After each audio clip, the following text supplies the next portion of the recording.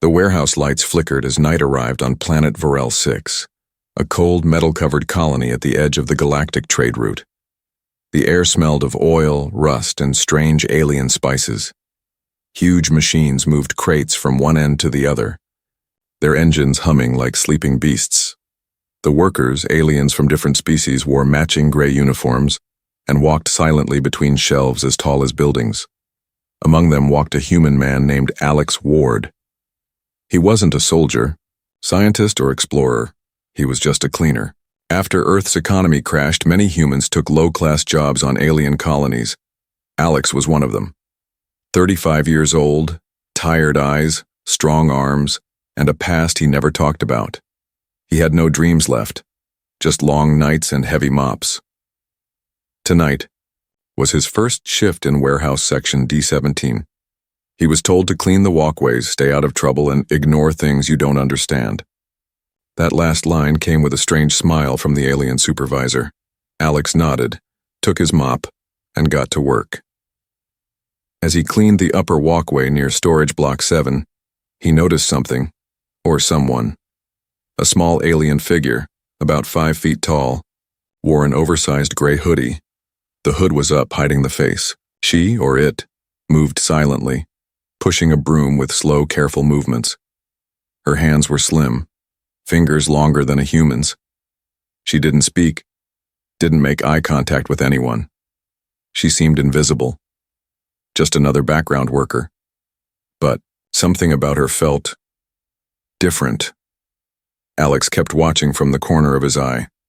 While others moved like tired machines, she floated like a shadow, graceful, smooth, too perfect. "Hey," he called out once, trying to be friendly.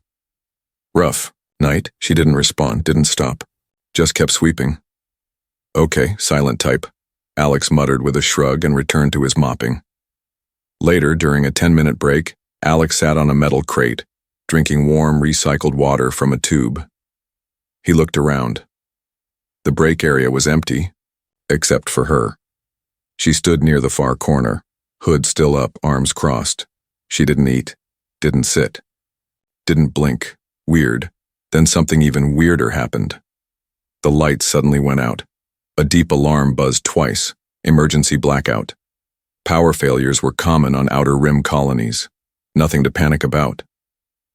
But the strange thing was, he heard movement in the dark.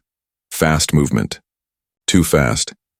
His eyes adjusted slightly in the dim red emergency light. There, high on the wall, someone was climbing, without ropes. It was her. She moved like a spider, fingers digging into cracks, body flexible like liquid. In seconds, she reached. The control panel near the ceiling, opened it, and began pulling wires with expert speed.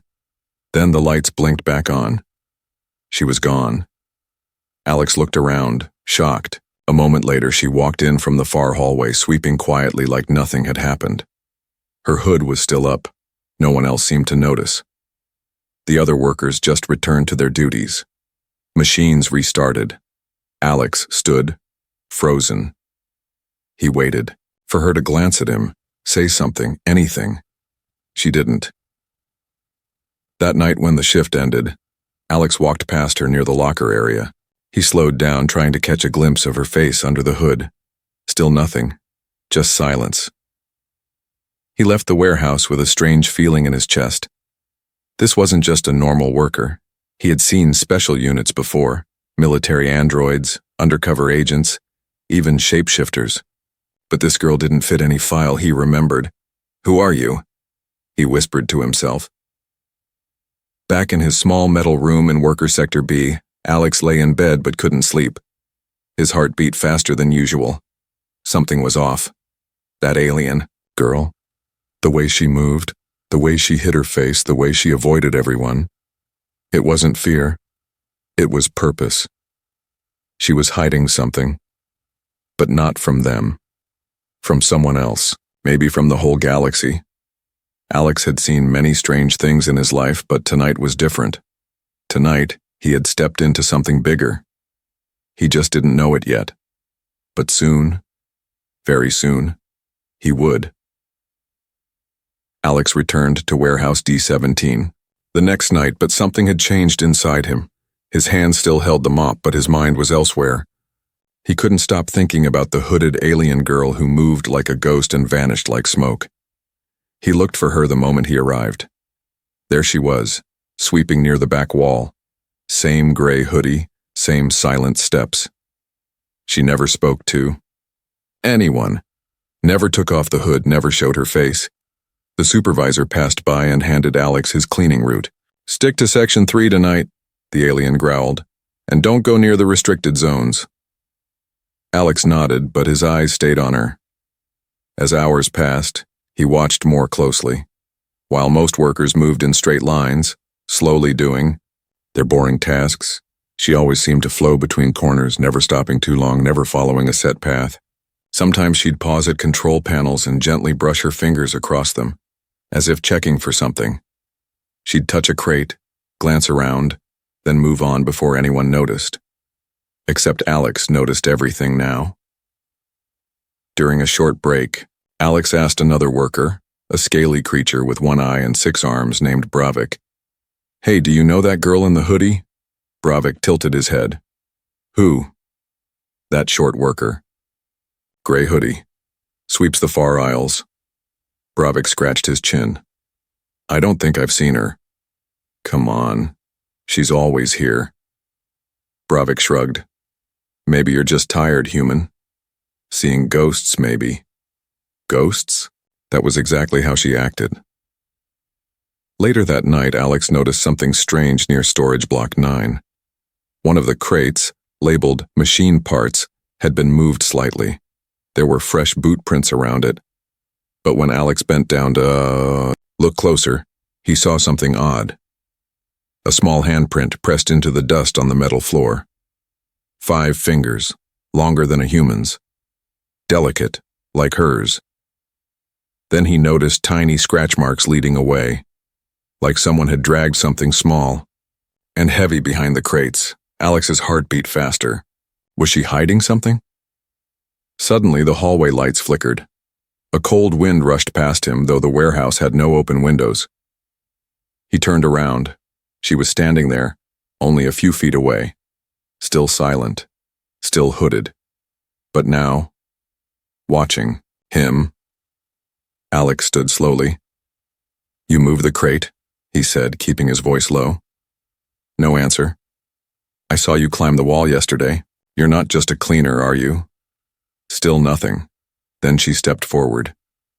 Just one slow step.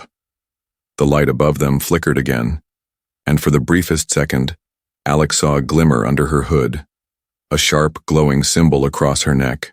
Alien writing, markings like he had seen only in history records usually related to royalty or classified military tech. Before he could react, she raised a finger to her lips. "Shh." Then she turned and walked away, vanishing behind a tall crate wall. Alex stood frozen. He didn't know what shocked him more, the glowing mark, or the fact that she told him to stay silent. Not with words, but with that one universal sign. That meant she understood him. That meant she had been watching him too. Suddenly, Alex realized something deeper. The way she moved through security zones. The way she avoided cameras. The way no one else even remembered her being there. She was not part of this place. She was hiding in the warehouse, not working for it. But from whom and why? Later, while walking back to the cleaner's lounge, Alex passed the security room. Through the glass, he saw the alien guard dozing off at his post. The camera feeds flickered across the monitors. Alex stopped. There was a feed showing the aisle he had just left, the place where she had spoken to him. He watched the footage. He saw himself, but no one else. She wasn't there. He rewound, still nothing. The footage had recorded only one figure, Alex, talking to no one. He stared at the screen in disbelief. "Either I'm losing my mind," he whispered, "or she can mess with the cameras too." He left quickly, his head spinning. Who was she? A royal in hiding? A spy? A machine? A mix of all three? Back in his room, he stared at the ceiling. He had a choice. ignore her or follow the truth wherever it led. Alex smiled faintly. He'd already made his choice. The next night, Alex entered warehouse D17 with a heavy heart and a sharper mind. He had stopped treating the job like cleaning duty and started treating it like a mission. Not for money, not for glory, but because the girl in the hoodie had left him with questions that wouldn't let him sleep. Who was she? Why was she hiding? And most of all, why did the security cameras not record her at all? Tonight, Alex had a plan. He had borrowed a small mirror shard from a junk trader and taped it inside his cleaner cart at just the right angle. It would let him watch behind him without looking suspicious. It was an old Earth trick, one the aliens wouldn't think of. Hours passed. The machines hummed. Aliens grunted. Boxes moved, and there she was again. Same gray hoodie, same silent steps, same blank presence, like a ghost no one could touch. But Alex noticed something new. The area she was sweeping had already been cleaned. There was no dust, no reason to be there, unless she was just pretending to sweep. Alex pushed his cart forward slowly and adjusted the mirror. In it, he saw her pause, by a wall panel, lift her hand and touch a small hidden sensor. The wall opened just a crack, a secret compartment. She reached inside, pulled out a flat disc-shaped device barely the size of a coin. She placed it in her sleeve and walked on, pretending nothing had happened. Alex's breath caught in his throat. What had he just seen? A few minutes later, she passed him near the power cores. As she walked by, she dropped something. It was no accident. It landed right near his mop bucket. Alex picked it up. A small metal tag, no markings, but clearly advanced. Cold to the touch. As he turned it in his hand, letters began glowing faintly. He read the alien script carefully. He couldn't understand the whole thing, but he caught one word repeated twice. Observe. Suddenly, she was standing near the shadows again, watching him, still silent. This time, Alex stepped forward. I'm not a threat, he whispered. She tilted her head, saying nothing. I don't know who you are. I don't know what you're doing here, but you saved me from those guards the other night. You didn't have to. Still silence. Then, slowly, she raised her hand and pulled back. Her hood. Alex gasped softly. She was young, at least by her species appearance. Her skin was a pale silver blue, with faint glowing patterns that pulsed like starlight across her cheekbones and jawline. Her eyes, large and shining, had no whites, just soft lavender light. Her hair was long, tied in tight braids, with tiny, silver threads woven in. But what caught his attention most were the marks on her neck and forehead. Royal markings. Not tattoos, not paint. These were biological imprints, glowing softly like liquid metal under her skin.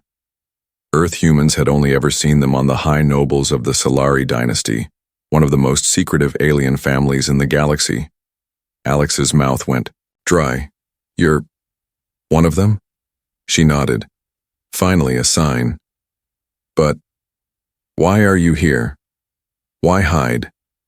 She looked around, then finally spoke. Her voice was soft but filled with steel. They killed my brother. Alex blinked. Who? She stepped closer. The ones running this warehouse. They're not just smugglers. They're working for a hidden faction, powerful, invisible. They traffic tech, weapons, even people. My brother tried to stop them. He died for it. Alex whispered. And now you're here to finish what he started? She nodded again. My name is Rahlia, she said, third born of the Solari bloodline. But that name means nothing now, not here. I'm just a shadow. Alex stood still for a long time. Everything made sense now. The way she moved, the way others ignored her, the way cameras didn't see her. She was trained for stealth, born into power, but forced into silence. Why me? Alex asked. Why show me? Rahlia looked at him, her glowing eyes locking with his. Because you're not like the others. You notice things. You care. And soon, They'll come for you too. You saw too much. Alex's stomach twisted. She was right. Those guards had already looked at him. Strange last night. One of them had even asked what he was doing near the control panels. I don't have weapons, he said. I'm just a janitor. No, she said calmly. You're a witness, and that's even more dangerous. She handed him a small, black cube. If I disappear, she said, break this. It will send a signal to someone I trust, someone far away. What's inside it? She paused. Hope. With that, she put her hood back on and melted into the shadows once more. Alex stood alone in the cold warehouse, holding the cube tightly. He knew, from this night on, there was no going back. 2 nights passed. Alex kept working like nothing had changed, but everything had. He now saw the warehouse for what it really was. Not just a place of trade, but a nest of secrets, hidden deals, and quiet crimes. Each wall might hold cameras. Each coworker might be a spy. And somewhere in the middle of it all was Ralia.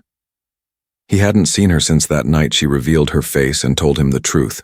Her royal blood, her brother's death, the smuggling ring. She had disappeared like smoke. But Alex had the black cube she gave him. He kept it close, hidden in the false bottom of his mop bucket. He couldn't stop thinking, what if she was captured? What if she was gone? Then during break time, a message arrived. It was hidden on the inside of his food tray, burned into the plastic lining, only visible in a certain angle of light. Meet me in Waste Sector 14. Midnight. That area had been shut down for months. Cameras were dead there. No patrols. Exactly the kind of place Ralia would choose. At midnight, Alex made his way through dark corridors and empty stairwells. Every step echoed. He finally entered Waste Sector 14, rows of old crates, broken robots, and half-smashed machines. Cold air drifted through from broken vents. Then she appeared. From behind a rusted pipe, Ralia stepped forward, hood up, but her face no longer hidden. Alex sighed in relief. You're alive. Barely, she replied. They're getting closer to you, to us. Alex felt a chill. Ralia opened a holographic screen from a small device on her wrist. Blue light danced in the air, showing cargo routes, shipment records, names, hundreds of them. Alien children, weapon parts, rare elements, all smuggled through this warehouse. They're using this place to funnel illegal tech, Ralia said. And now, they've started moving people again. Prisoners, orphans, disappearances across nearby colonies. Who's behind it? Alex asked. She hesitated. The name is hidden, but there's one symbol that keeps showing up. She tapped the screen. A dark red icon appeared, a circle with sharp spikes around it like a sun turned upside down. Alex swallowed hard. I've seen that before, on a guard's belt. Then you've seen one of them, Ralia said. They're not just warehouse workers. They're agents of a secret faction, the Red Sun Collective. Very old, very dangerous. Even the Solari dynasty feared them. Alex felt pressure in his chest. What do we do? Ralia's eyes turned hard. We strike. She showed him the plan. A secret shipment was arriving the next night, crate labeled tools, but really carrying living beings in cryosleep. The crate would be sent off-world within hours if they didn't act fast. I can't do this alone, Ralia said, but with your help, I have a chance. Alex laughed nervously. I clean floors. You dodge laser traps.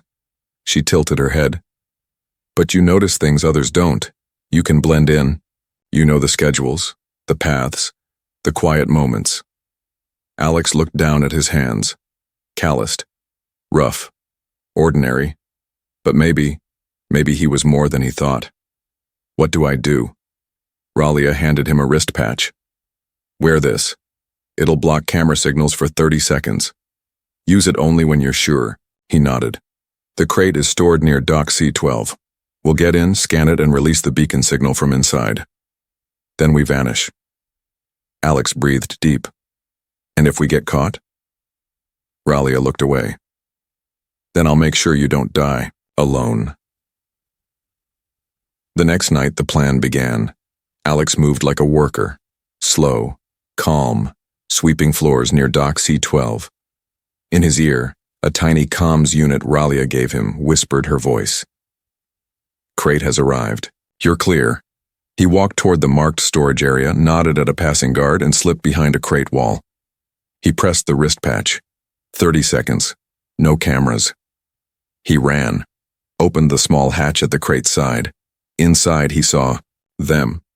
3 small beings wrapped in cryopods, still alive, alien children. A timer showed they had only 6 hours left before they'd be processed. Ralia's voice came in. Place the beacon. He planted the device. It beeped once, then turned silent. It was now sending a location signal into deep space to someone Ralia trusted. Then, a noise. Footsteps. Guards. Alex, move. Ralia's voice hissed in his ear. He bolted out the back aisle, slipped into a maintenance shaft just as red-armored guards entered the bay. We have a breach, one of them yelled. Alarms screamed. Lights turned red. Alex crawled through the shaft, heart pounding. He reached the emergency exit and found Ralia waiting. You made it, she said. Barely, he gasped, but she was already scanning a new route. No time, now they know someone's watching. Alex looked at her. They'll hunt us. They already are, she replied. Then she smiled. But now we're not just shadows. The warehouse looked normal the next evening. Machines moved crates. Aliens followed their duties.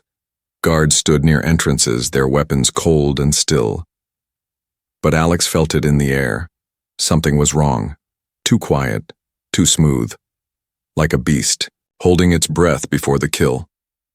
He moved carefully, mopping the floor like always. But his eyes scanned everything. Ralia hadn't contacted him all day. Not a message. Not a signal. That wasn't normal. Suddenly, the warehouse doors slammed. Shut red lights flashed across the ceiling. A loud siren echoed from wall to wall. Every worker stopped. Then a voice came over the intercom, cold and commanding. Security inspection. All workers must report to holding bays. Anyone caught hiding will be treated as hostile. Alex froze. This wasn't a real inspection. This was a trap. He turned toward the side hallway, his escape path, but found it blocked. 2 alien guards in red armor stood there scanning faces. Alex's heart raced. He glanced toward storage block 6, their usual meeting point. Could Ralia be there? Was she caught? Was this for her? Or for him? Move! One of the guards barked, shoving a worker forward. Alex had no choice. He walked slowly toward the holding bay like everyone else. Inside, the workers were lined up, scanned one by a large orb-like machine that glowed blue when it passed each person. Alex's turn came. He held his breath. The orb beeped. Blue. Human. Sector D. Proceed. The scanner spoke. He nodded and moved toward the exit. But before he passed through, he caught a whisper from behind a tall crate. Alex. He turned slightly. There, behind a panel. Ralia's hand reached out, pulling him into the shadows. What are you doing here? He whispered. I had to come back, she said. I left something inside the core systems. A backup of the data. They're trying to wipe everything. Alex looked around. This whole inspection is fake, isn't it? She nodded. They're hunting us. He noticed the cuts on her hand. You're hurt. They caught me in Sector 11. I barely got out. Just then, heavy footsteps came closer. Guards were sweeping the area. They had scanners. Alex and Ralia had minutes, maybe seconds, before they were found. We can't hide forever, Alex whispered. I know, she replied. So we stop hiding. She handed him a small black square. This is the data core. It holds the names of everyone involved in the smuggling network. Every buyer, every seller, even those working in high councils. Alex stared at it. That's dangerous. Ralia nodded. If it reaches the right hands, the whole empire will know. How do we get it out? There's one way, the outer comm tower. It has an emergency burst signal, old tech, can't be blocked. Let me guess, Alex sighed. It's heavily guarded. Of course. They started moving, slowly, silently, through the back vents. Alex led the way, with a tiny flashlight taped to his mop handle. Every few seconds they paused to listen for steps. Suddenly, boom! An explosion rocked the far wall. Smoke and fire burst through the upper walkway. Screams echoed across the warehouse. They've triggered a false explosion, Ralia growled. They're going to blame it on rebels. Blame it on us. Why? So, they can kill witnesses and call it justice. Alex clenched his fists. No more hiding. They ran now. No more sneaking. If this was war, they'd act like soldiers. They reached the comm tower entrance, an old rusty door with faded markings. 2 guards stood outside. Ralia stepped forward. Wait, Alex hissed. You'll get shot. But she didn't stop. The guards raised their rifles. She lifted her hand, and the royal markings across her skin glowed bright silver. By the blood of Solari, she said in a sharp royal voice, I command you to lower your weapons. The guards froze. One of them blinked in shock. She's real. The other dropped his gun. That's the crest. That's the bloodline crest. Ralia walked past them like a queen returning to her palace. Alex followed, jaw open. Inside, the tower hummed with power. Ralia inserted the data core into the control panel. Lights turned green. Then, silence. The signal had been sent. The truth was now out. As they stepped back outside, sirens began wailing. Not warehouse alarms, Empire warships. Real ones. Coming fast. They heard the message, Ralia whispered. Help is coming. But help was far, and danger was close. A squad of elite Red Sun agents rushed the yard, guns raised. Alex and Ralia stood alone in the open. They want us alive? He asked. Ralia shook her head. No. She pressed a small button on her belt. Boom. A smoke bomb burst, blinding the field. In the chaos, Alex felt Ralia grab his hand. They ran, back into the maze of crates, back into the shadows. Smoke filled the air. Lasers cracked through the fog. Alex ran behind Ralia, heart pounding like a war drum. His lungs burned, his legs screamed, but he didn't stop. The Red Sun agents were close behind. Their boots echoed like death itself. They dove into a narrow pipe tunnel, hidden behind a broken vent cover. Silence. Darkness. Only the sound of their heavy breaths. After a few minutes, Ralia activated a small hollow device. A blue map floated in the air, tracking the warehouse layout. They're scanning the exits, she said, her voice quiet but sharp. They'll lock everything down in 10 minutes. Alex nodded. Then we don't go out. We go in deeper. She looked at him. There's only one place left to go. Where? The core vault. Alex blinked. The big red door with 10 warning signs? That's the one. I thought that place was sealed. It is, she said. But I have the code. The core vault was a mystery. Even among workers, it was only whispered about. Some said it held stolen alien relics. Others believed it was a private prison. Alex had always assumed it was just a power storage room. He was wrong. They reached the vault door. It stood 3 stories tall, carved from dark metal, with glowing runes older than Earth itself. The ground trembled slightly beneath it. Ralia placed her hand on the scanner. Her royal markings lit up. The door groaned, then opened. What lay behind it shocked Alex to the core. It wasn't a vault, it was a lab, a massive underground facility filled with tanks, cables, blinking machines, and cryo chambers, hundreds of them. Inside those chambers were not just alien children. There were hybrids, half alien, half human, half machine. Stars above. Alex whispered. Ralia moved forward, her eyes wide with horror. This wasn't in the records, she said. They told the council it was a tech smuggling base. Alex touched the glass of one chamber. Inside floated a small girl, silver hair, skin like pale metal, and glowing eyes. She looks like you.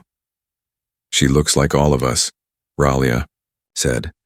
They're cloning us, mixing species, creating something new. But why? A cold voice echoed from behind. Because we need soldiers. They turned. A tall alien stepped out of the shadows. Red sun armor, long black coat. One red. His name tag read, Commander Vrex. You humans love your stories of heroes and villains, he said, walking closer. But this isn't a story. It's survival. The Empire is falling. Borders are weak. Wars are coming. We're building the next generation of warriors. You're building children, Alex growled. Not children, Vrex said calmly. Weapons. The galaxy doesn't care about rules anymore. Only power.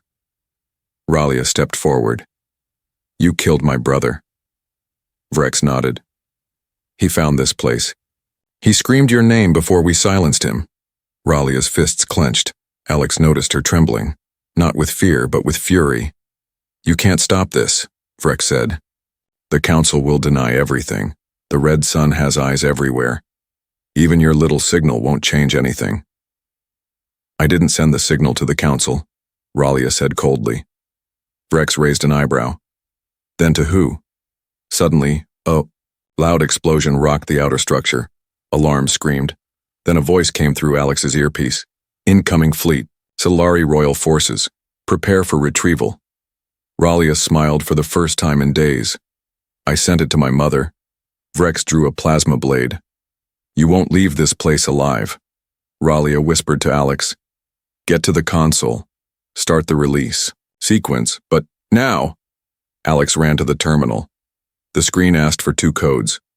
Ralia shouted hers as she blocked Vrex's attack. Energy crackled around them. Alex entered the code. Authorization accepted. Chambers across the lab began. Opening. One by one, the cryopods hissed and slid open.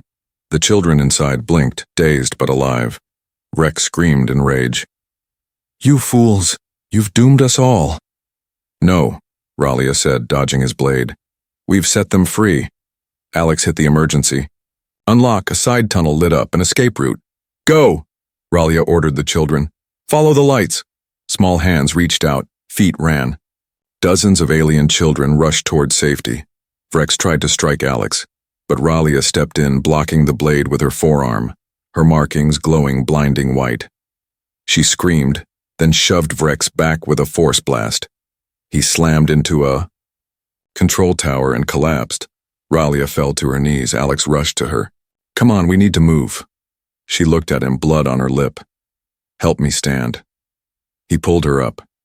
Together, they followed the children, through the smoke, through the lights, through the chaos.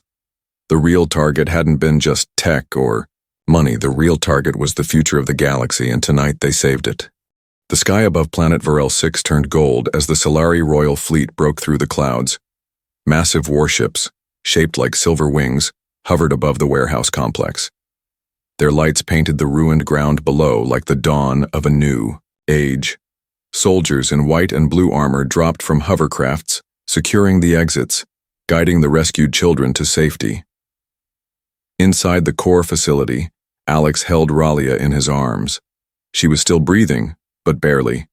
Her hoodie was torn, her silver blue, skin stained with dust and blood, her royal markings dimmed, pulsing faintly.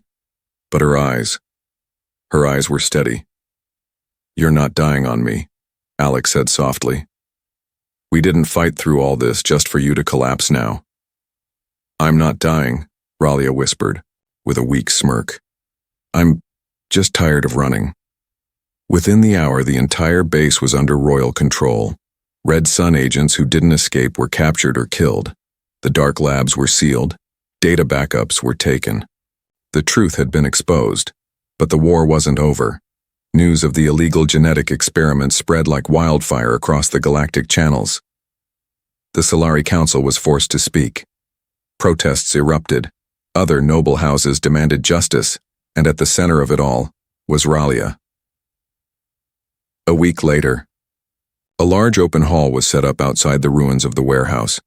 Thousands of beings from nearby colonies stood and watched. Royal banners fluttered in the wind. Soldiers formed a tight circle around the center stage. Alex stood to one side, still, wearing his worn-out cleaner uniform. He didn't belong in such a grand place, but he was there because she had asked him to be. Ralia stepped onto the stage. But this time, she wasn't wearing the hoodie. She wore traditional Solari robes, silver and blue flowing like moonlight. Her royal marks were bright, glowing proudly. Her braids were untied, her hair flowing freely. She walked tall. The crowd fell silent. She raised her hand. "I was born into royalty," she began. "But I was never taught what it meant to lead. Not truly. I was taught ceremony, order, and silence. But then I came here, and I saw what silence had created." Her voice echoed through the field. Children in cages, soldiers turned into butchers, secrets used as weapons, all while we looked the other way. She pointed toward the warehouse ruins. "That place is not just a Red Sun base. It is a mirror. It shows us what we become when we forget who we are." Gasps came from the nobles in the crowd. "I am Ralia, third born of the Solari bloodline," she said. "But today I do not speak as a princess. I speak as someone who watched her brother die for the truth. I speak as someone who wore a hoodie just to survive. I speak as someone who learned what real courage looks like." She turned her head toward Alex. Eyes followed. She smiled at him. "This human," she said, "was the only one who saw me, when I was invisible. He listened. He stood by me when others ran. He reminded me that leadership is not about titles, but about action." Alex looked down, embarrassed. The crowd clapped. Ralia raised her voice again. "From this day forward, I declare the following.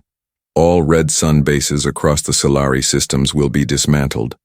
The children experimented on will be given full protection and education, and no more secrets will hide behind walls of silence." The crowd erupted into cheers. Later that night, in a quiet garden near the royal camp, Alex and Ralia sat together. She wore simpler clothes now, but her posture was the same, strong, calm, aware. "You know," Alex said, "you look taller, up there on that stage." She laughed softly. "It was the boots." He smiled. "So, what now? Back to your palace in the clouds?" Ralia looked up at the stars. "I've been offered the seat of the High Speaker. I could lead reforms. Change things from inside." Alex nodded. "Sounds important."